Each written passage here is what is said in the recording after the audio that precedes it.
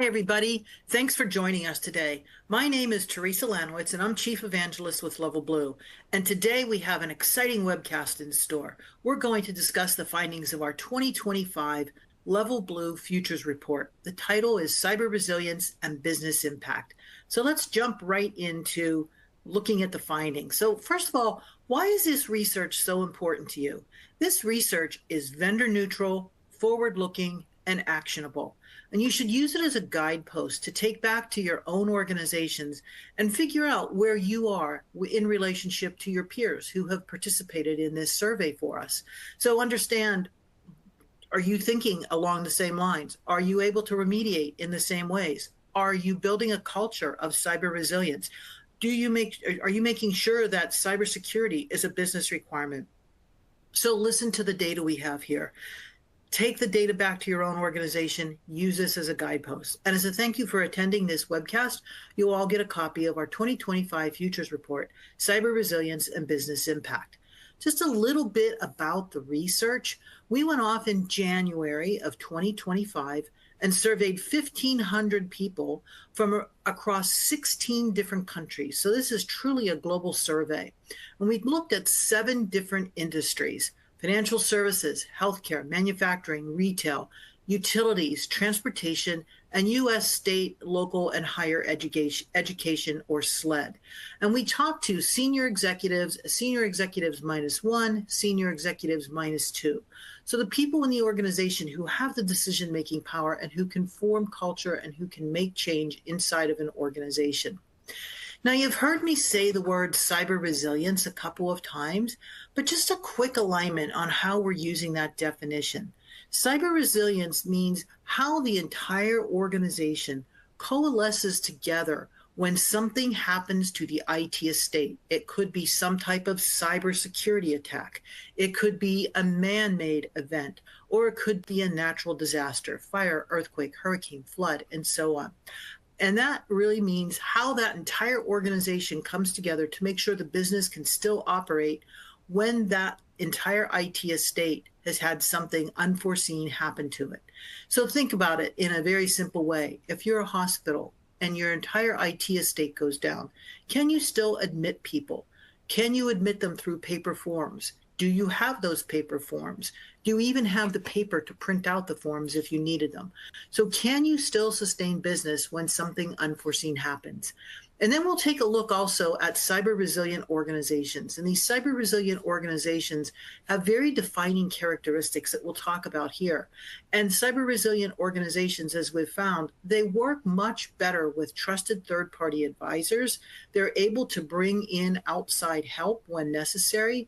And they're also not as susceptible to breaches. So we'll talk a little bit about those characteristics in another slide or so.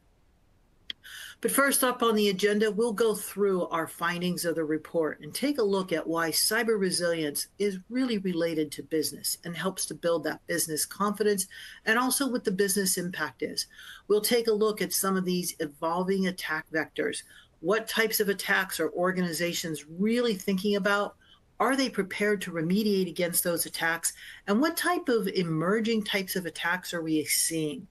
And then what is going on with the software supply chain? The software supply chain has been in the news quite a bit lately, with attacks from around the world, as well as letters going out to suppliers of supply chain. So we'll take a look at that software supply chain, what that means, and then how to build that proactive culture to become cyber resilience. So let's start with our key findings. And what we found is that cyber resilience really does build business confidence, and cyber resilience is being elevated to that C-suite agenda. And we have the empirical evidence to back this up. And the way we read this particular slide is this is a year-over-year comparison between 2024 and 2025. As I mentioned, we surveyed 1,500 people from across 16 different countries in 2025. And these are the things that we believe would be impacting cyber resilience, the barriers to cyber resilience in an organization. So the gray bar is our data from 2024, and the blue bar is our data from 2025. So we're seeing a marked improvement here. So if you take a look, there are 3 or 4 big characteristics that are really critical. In 2024, we found that 73% of organizations did not see cyber resilience as a whole organization priority. In 2025, that number dropped to 55%. That is still a high number, but it's markedly lower, 18% lower than what we saw in 2024. So we can think about what happened in 2024 that would cause an organization to say, you know what, we need to be more resilient. It's a whole organization issue. It's not just the cybersecurity team. Just because something has cyber in front of it does not mean that it is only owned by the cybersecurity team. We need to make sure that our network team, our application development team, our PR team, our legal team, any outside suppliers that we have, we need to make sure that they're all part of this. And that becomes a whole organizational issue. We also saw in 2024 that governance teams, 71% of governance teams, those teams kind of making the rules of an organization, they did not understand cyber resilience. That number, again, dropped to 55% in 2025. Again, still a very high number, but we're making significant progress at a pretty fast rate. And our executive leadership in 2024, 63% said that they do not prioritize cyber resilience, meaning they believe that if there is some type of cyber resilient type of activity required, it's the cybersecurity team that remediates, versus prioritizing this idea of the whole organization. And that number dropped to 50% in 2025. So again, we're seeing marked differences in how an organization thinks about cyber resilience, how they think about bringing together the entire organization in the event that your IT estate is impacted from either some type of cybersecurity event, a man-made event, or some type of natural disaster. So this is really great. So this is, again, this is a great chart to take back to your own organization and understand how your organization looks at cyber resilience. Who's responsible for it? Are you funding it? Are your executives on board with cyber resilience? Is it a whole organization priority, and so on? And what we also found out, and this is through our data analysis, we found that 7% of our total survey participants really were able to identify as cyber resilient organizations. And they have 5 common characteristics. The first characteristic is that they have aligned security with business goals. So they're aligning their cybersecurity team and their line of business, understanding what the critical few objectives of the business are, and making sure that cybersecurity is aligned with supporting those critical few business objectives. This also means that they're funding cybersecurity at a project level from the beginning of every project. They're not waiting for something catastrophic to happen to fund cybersecurity. Cybersecurity is part and parcel of every initiative that's going on. And that's the alignment of security with your business goals and the line of business. These cyber resilient organizations are also able to defend against AI-powered attacks. We know AI can provide size, scale, scope, and speed of attacks. These cyber resilient organizations are ready to remediate against AI-driven attacks. And on the flip side, they're also using AI inside of their own organization to make cybersecurity better. They're using generative AI possibly for reporting. They're using machine learning for pattern identification. They're using deep learning or neural networks for identifying predictive analysis and what's going to happen versus what has happened or what has happened in the past. So those are 3 of the top characteristics. The 4th characteristic is that they're prepared for new types of threats, new types of attacks against the organization. That includes AI-driven attacks, but it also includes deepfakes, things like phishing, smishing, things that we have not seen as big attacks in the past. They're really prepared for those new types of attacks. And then finally, the denouement of all of this, the conclusion of all of this, is that cyber resilient organizations have not experienced a breach in the past 12 months. So they're very good at preventing breaches. They're very good at understanding what's going on inside of their organization, what's going on with their intellectual property, making sure that they're protecting their intellectual property, and also working with suppliers throughout their supply chain. And we'll talk a little bit more about supply chain later on, but these are the characteristics of cyber resilient organizations. And again, take this back to your own organization and ask yourself how well prepared you are for each of these types of characteristics. And this will give you an idea of where you need to work in terms of becoming more cyber resilient, or if you are cyber resilient. And we also know that cyber resilient organizations, they are more proactive, confident, and intentional with what they do with cybersecurity.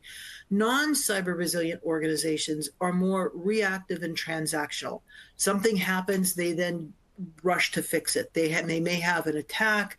They may have some type of, let's say they had a ransomware attack, so suddenly they will do a bunch of training on ransomware. They'll be very reactive in how they're working. They may have an adversary get in because they weren't using multi-factor authentication. They will then move to implement multi-factor authentication everywhere versus being proactive, confident, and intentional. And we see these cyber resilient organizations, they're investing significantly in advanced threat detection and response, which is great. They're bringing in these trusted third-party providers to help them. And they're investing in software supply chain. This is one of the biggest areas where cyber resilient organizations stand out. 94% of them are investing in software supply chain security versus 62% of the overall survey population. So 32% difference between investing in software supply chain security. And when we talk about software supply chain security, you'll see how that has a tremendous impact later on.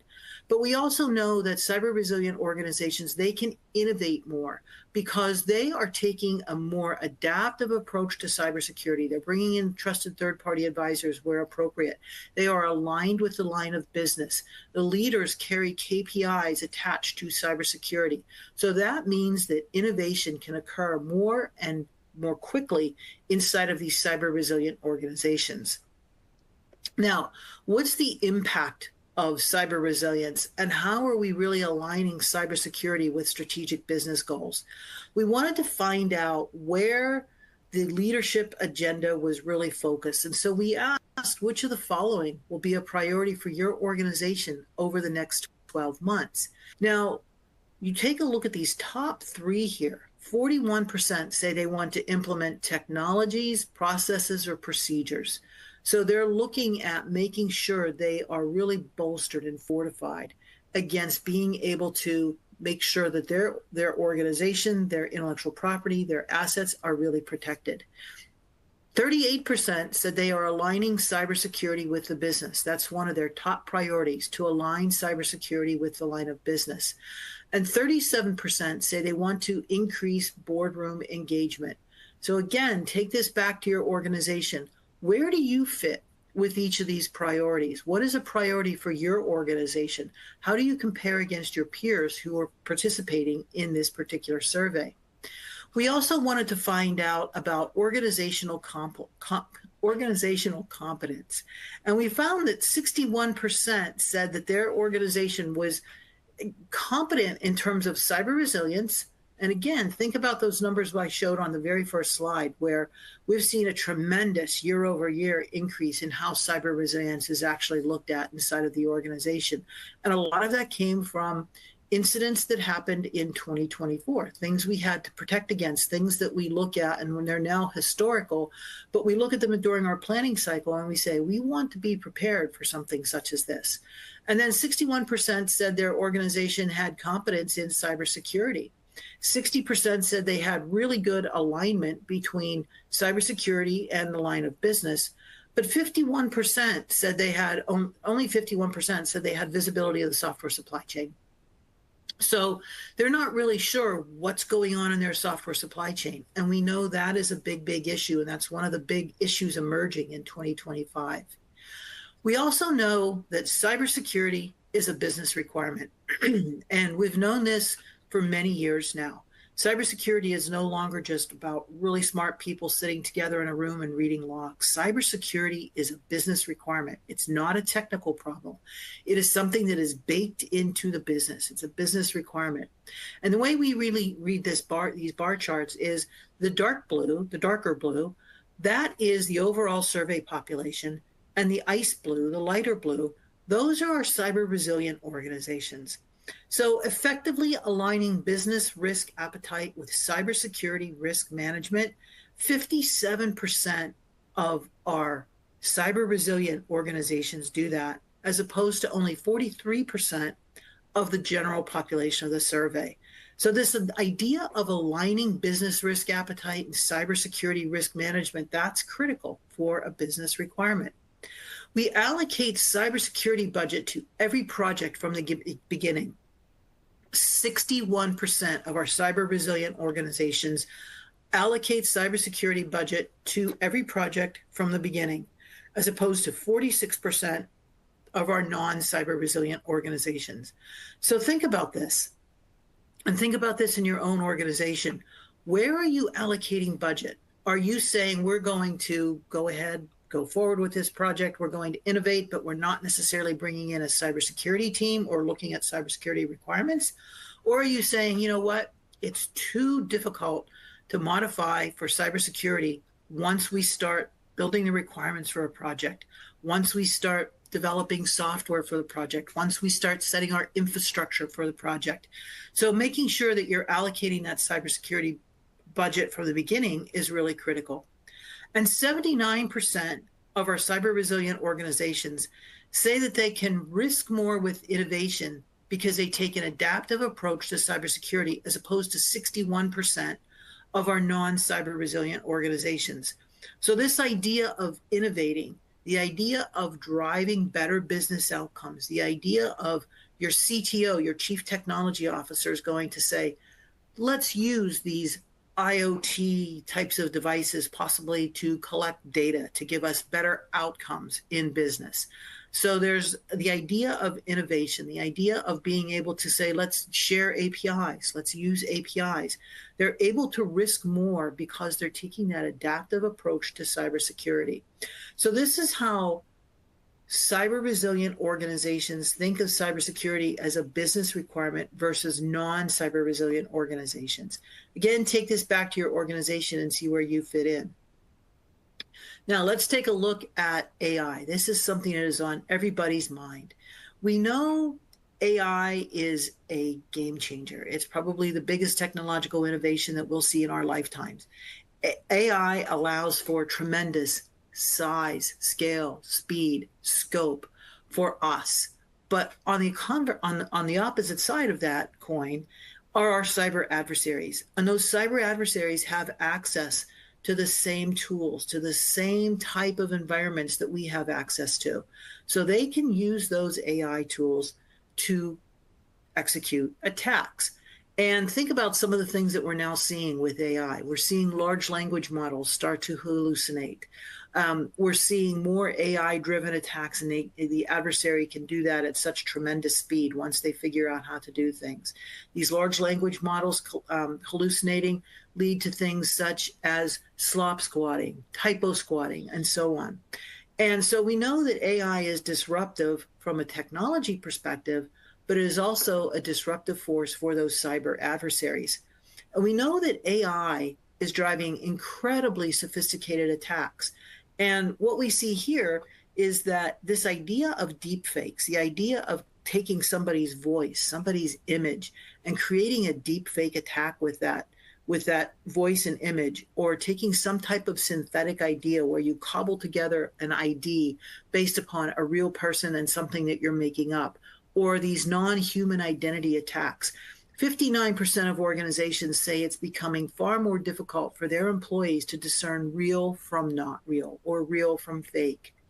And 44% of organizations say that deepfake and synthetic identity attacks are likely to occur in their organizations.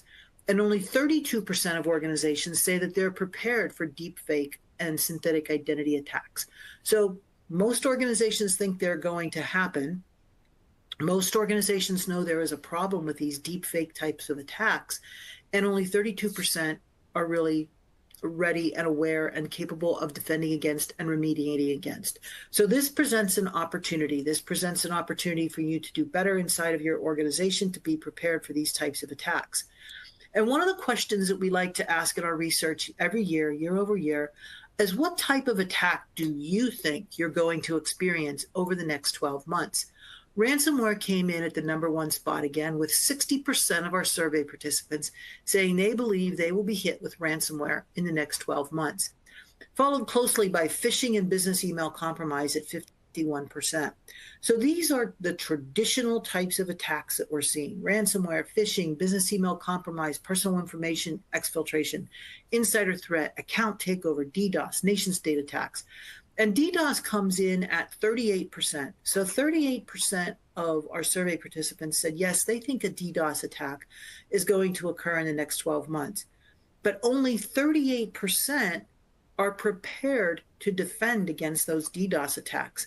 So take this back to your organization. What type of attacks do you think you might be hit with in the next 12 months?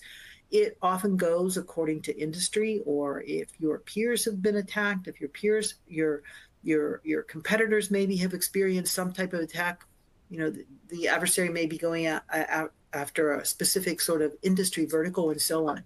But only 38% of organizations say that they are prepared to defend against a good old-fashioned DDoS attack. So where do you line up in that?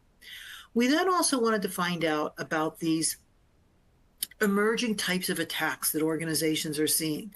Things such as quishing, scanning QR codes and inputting personally identifiable information or personal health information on a QR code. Things such as software supply chain attacks, which we're seeing more and more of in 2025. Smishing, deepfake and synthetic identity attacks, AI-powered attacks, brute force attacks, which again are becoming quite popular. So these are these emerging types of attacks. They're not new, but they are emerging. This is what people are seeing in terms of the emerging attacks. But this is a startling number. Only 29% say that their organization is prepared for AI-powered attacks, and 42% believe they're likely. So 29% saying, yeah, we're not really, you know, we're prepared to defend against that. That means that there's 71% of organizations are not prepared to defend against these AI attacks. And these AI attacks, because of the tooling that the adversary can use, can happen very quickly at scale and at speed. So I wanted to find out from you, is your team prepared for AI-driven cyber attacks? So we have a little poll here. So how's your team thinking about AI-driven cyber attacks? Are you prepared? Did you start thinking about this a couple of years ago when generative AI was becoming quite popular? So please take a look and cast your vote. Yes, you're prepared for AI-driven attacks. No, you're not prepared for AI-driven attacks. Or you're not sure about your preparedness for AI-driven cyber attacks. So think about what these AI-driven cyber attacks can do. They can be in the form of generative AI through really great ransomware or really great phishing types of emails. They're no longer coming from a prince who says, give me your bank number and I'll deposit my worldly goods, my worldly fortunes into your bank account and you'll have it by tomorrow. They're very legitimate. They're coming from all angles. They're coming through email. They're coming through text. So these AI-driven attacks through generative AI are becoming quite popular. So how is your team prepared for these AI-driven type of cyber attacks? Please cast your vote. Okay, it looks like we have a pretty good number of our attendees who have cast their vote. And wow, this is great. So 43.8, almost 44% of you are saying that, yes, you're prepared for those AI-driven cyber attacks. Well done to be prepared and to really be kind of taking a look to the future and understanding that the generative AI changed the way phishing attacks can happen. 31%, 31.3% said no, they're not prepared, and 25% are not really sure. So if you're not sure, go back to your start the conversation in your organization about how prepared you are for AI-driven cyber attacks. And if you are prepared, congratulations and well done. So thanks for participating in the poll. And what we also wanted to find out is, where are organizations investing? So to what extent is your organization investing to prepare for emerging types of cyber attacks? And this was a pleasant surprise to me that 69% came back and said that they are investing in application security, because they know that application security is going to be really based upon how these attacks are going to occur. They're going to come in possibly through the software supply chain. You have a third-party supplier that might be delivering something through, you're integrating with their APIs. Organizations are looking at application security. They're looking at application security because they do not want those applications to be compromised. They want to make sure those applications are solid, that there's not some type of known vulnerability that an adversary can exploit easily. They want to make sure that they're not going to give way to living off the land type of attacks, where a known vulnerability can be exploited as long as the adversary gains access to your network. So take this back to your own organization and figure out where you're investing. And we do have a question that came in, and I'm about to answer the question in this particular slide. But CD wants to know, if you are a cyber resilient organization, how are you thinking a little bit differently from those non-cyber resilient organizations? And this is this slide is the perfect answer to that. You can see here that these cyber resilient organizations, they're very much in concert. They're working in concert with trusted third-party providers. They're bringing in incident response specialists. And the way we read this particular slide is the darker blue. These are the non-cyber resilient organizations, and the light blue, or the ice blue, those are the cyber resilient organizations. So you can take a look down this bar chart, this horizontal bar chart, and see that for every single one of these types of external experts, the cyber resilient organizations are outpacing the non-cyber resilient organizations. So what these cyber resilient organizations are doing, because they are aligned with the line of business, they're saying, we need to make sure that we're working with these trusted third-party advisors. And this is a big, big difference between cyber resilient organizations and non-cyber resilient organizations. Cyber resilient organizations, they understand the need for incident response. And one of the stats I have later in this deck is that only 37% of organizations have an official codified incident response plan. So most organizations, they're figuring out their incident response while they are in the heat of the moment, while they are under attack, while they are having that incident that they have to respond to and be able to mitigate and remediate. So bringing in these incident response specialists to help you have a proactive incident response plan, so that when you do have some type of unforeseen event, that incident response plan goes into play right away. They're bringing in threat intelligence providers. They're working with good, solid threat intelligence on a regular basis. They might be bringing in legal experts for help on an attack or some type of breach. They're bringing in these external third-party advisors for training and awareness. And again, with these emerging types of attacks that are largely driven by AI, a whole lot more. I think over the past several years, since 2021, as an industry, we've done really well at making sure people understand what ransomware is, making sure they're not clicking on suspicious URLs. But now we have these AI-generated attacks that can operate at speed and scale. And so they're bringing in training and awareness experts to help with that. That's that human side of cybersecurity, that human element, making sure that we are not, we are the weakest link, but making sure that that weakest link is not something that is susceptible to being exposed. So again, the cyber resilient organizations are bringing in these trusted third-party advisors. And now let's take a look at the software supply chain. We've been talking about the software supply chain. We know that there's very little visibility into the software supply chain. And these threat actors are entering in through software supply chain vulnerabilities. All they have to do is find one vulnerability, perhaps in an API that is used across multiple companies, and the adversary is in. So we found that only 49% of organizations have low to moderate visibility into their software supply chain. So there's not very good visibility into that software supply chain. And what we wanted to find out is what are the most important factors driving a need for better software supply chain visibility within your organization.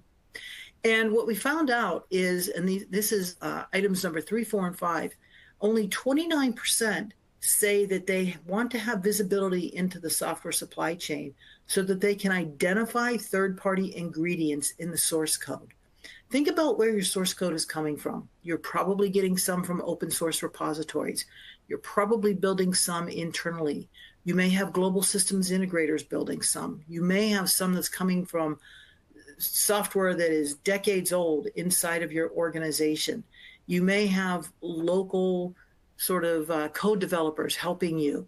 So you're bringing your software from a variety of different places, but only 29% of our survey participants said that they want to identify third-party ingredients in the source code. So you should really understand where your software is coming from and who has developed that software. And that goes hand in hand with the SBOM, or the software bill of materials. And only 27% of our survey participants said that they are interested in having visibility in the supply chain so that they can complete their SBOM, or their software bill of materials. Software bill of materials is critical, so you understand where your software is coming from, who wrote that software, what components of your software was written by what third-party type of vendor that you might be using.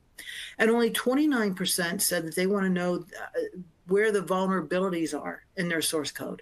So you need to understand where those vulnerabilities are. What risk are those vulnerabilities to you? What type of risk acceptance do you have of those vulnerabilities? So software supply chain visibility is something that we need to work on tremendously. And we're seeing this in 2025 with some of the attacks that we're seeing against the software supply chain. And we did come away from this with our analysis and think the software supply chain is definitely a weak link. Only 25% of our survey participants said that they're going out and engaging with their suppliers, whether it be commercial off-the-shelf suppliers, internal suppliers, global systems integrators that they might be working with, understanding what they're getting from an open source repository. Only 25% said they're going off and looking at the security of those software suppliers that they're using in their software supply chain. So the software supply chain is definitely a weak link, and we see that adversaries are identifying that weak link and they're executing attacks against it in 2025. We also wanted to find out where cyber resilient organizations were in the software supply chain. And if we take a look at this vertical bar chart, the dark blue, those are the non-cyber resilient organizations. The lighter blue, or the ice blue, those are the cyber resilient organizations. We see that cyber resilient organizations are far more holistic in how they look at things. One of the biggest things here is that on the far right side, we see that cyber resilient organizations, 26% of them, understand the implication of a failed patch release as opposed to a non-cyber resilient organization. So if you have a failed patch release, what does that mean? Can you go back and conduct cyber forensics and understand why that patch release might be failing? And 28% of cyber resilient organizations conduct cyber forensics on a regular basis. And 34% of cyber resilient organizations can assign or create a confidence level of their third-party suppliers. And this is something that's incredibly important in the software supply chain, to be able to attach a confidence level of your third-party suppliers. And how do we build a proactive culture to make sure that we're aligned with cybersecurity being a business requirement and that everybody has responsibility for cybersecurity? It's this idea of building a culture of cybersecurity. And again, this is our non-cyber resilient organizations are the dark blue, cyber resilient organizations are the light blue. The cybersecurity team is aligned with the line of business. 100% of our cyber resilient organizations have their cybersecurity team and their line of business team aligned. This means they're budgeting. They're understanding the critical few objectives of the line of business. They're making sure that cybersecurity investments are going to support the innovation of the business. So that alignment with the line of business helps to build that culture of cybersecurity. And then the middle one, 73% of our cyber resilient organizations have KPIs associated with cybersecurity for their leaders, and as opposed to 60% of the non-cyber resilient organizations. This is critical. This is a critical piece of information here, and take it back to your own organization and understand, does your leadership team have KPIs associated with cybersecurity assigned to them? Because if you don't have the KPI assigned to you, you're probably not going to think first and foremost about cybersecurity. So building out that culture of cybersecurity, you want to have that alignment. And then the final one, educating the workforce about social engineering tactics. This is where a lot of these AI-driven attacks are going to come in, is through social engineering.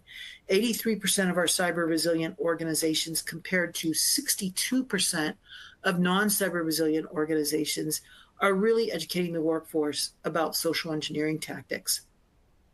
And while we are doing so much better in 2025 than we were in 2024, in terms of building a cybersecurity culture, making sure cybersecurity is thought of, alignment with the line of business, we're focused on a cyber resilient organization, there's still a lot of room for improvement.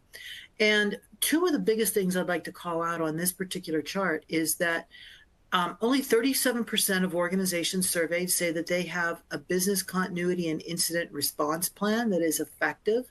So only 37% have that codified incident response plan.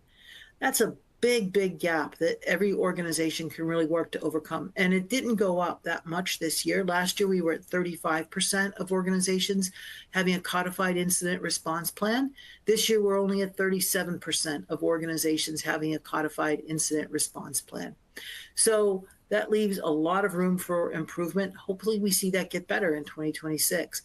And the other thing on here that is startling is that only 34% of organizations do their due diligence on cybersecurity during mergers and acquisition phase. So think about your own organization. Have you been involved in any mergers and acquisitions? Are you the acquiring company?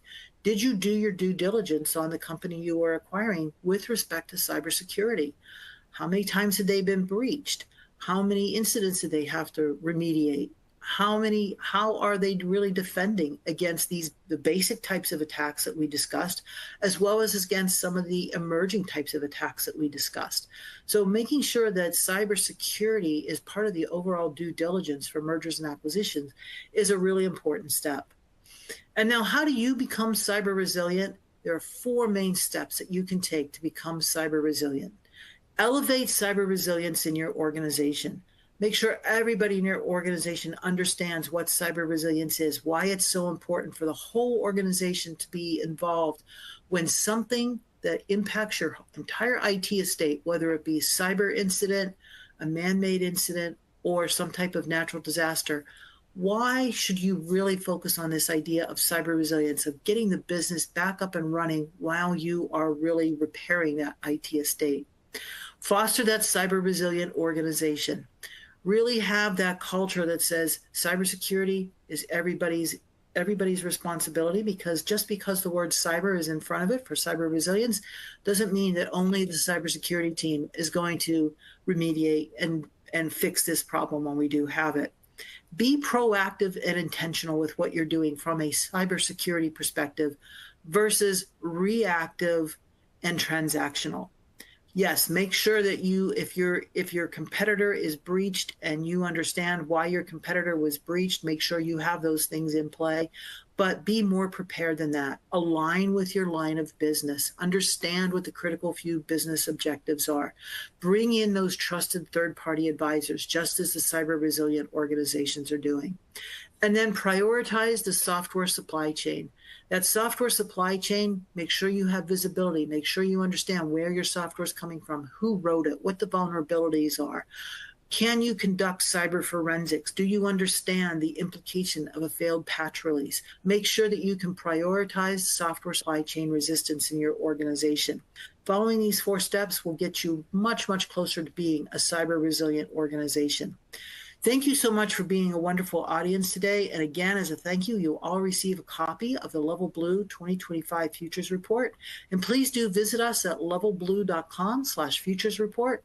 And thank you again for joining us today. You've been a wonderful audience.